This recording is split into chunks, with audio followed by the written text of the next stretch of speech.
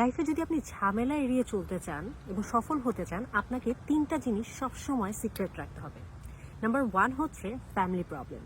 Family problem হচ্ছে সেই ধরনের প্রবলেম যে প্রবলেম আপনার ফ্যামিলির মানুষের সাথে সর্ট আউট করতে হবে। এই জিনিসগুলো আপনি বাইরের মানুষের সাথে যত শেয়ার করবেন, প্রবলেমগুলো সর্ট আউট হওয়ার বদলে সমস্যাগুলো আরও বাড়তে পারে। দ্বিতীয়ত হচ্ছে আপনার প্ল্যান।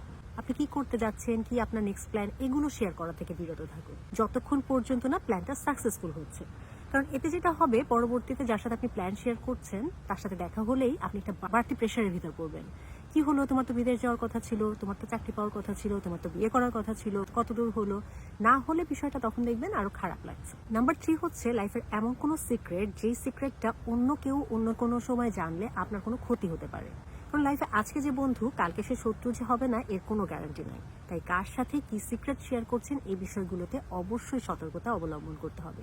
এই ধরনের আরো ভিডিও পেতে save and follow. Thanks for watching. By.